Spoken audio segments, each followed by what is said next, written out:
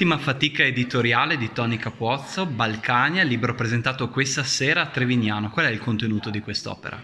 E non è una fatica, perché è un libro che ho scritto anche per sgravarmi di certi ricordi e quindi per elaborare il lutto, come si dice, cioè se i ricordi di una guerra anche 30 anni dopo sono sempre ricordi ingombranti. Scriverne aiuta a maneggiarli un po', a catalogarli, a archiviarli. È come se un giorno decidi di mettere ordine in cantina, no? Non cambia la roba che resta in cantina, butterai via qualcosa, ma insomma ti sembra di aver messo ordine nella tua vita. No, hai solo messo ordine in cantina, però ti aiuta. E così un libro ti aiuta a dire, vabbè, quella storia l'ho provato a archiviarla. Lei l'ha detto, non è mai stato un inviato di guerra, ma lei la guerra la conosce, anzi le guerre. Sì, non mi definisco inviato di guerra perché non sono mai andato con... ti dà l'idea di uno che è disoccupato, dice ah finalmente c'è una guerra e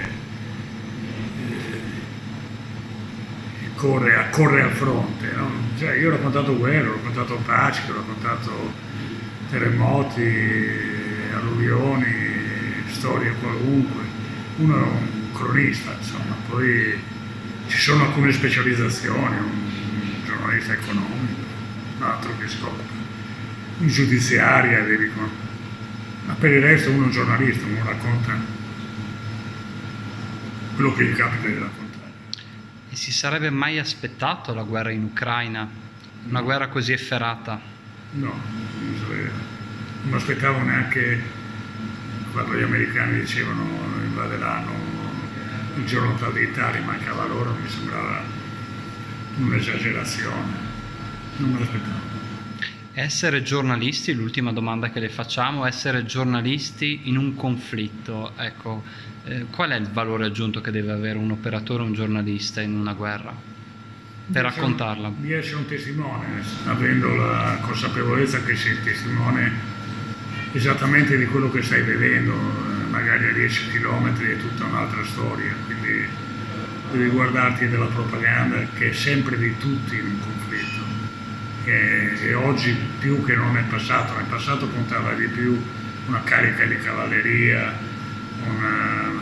un'avanzata delle truppe corazzate, la conquista di una quota.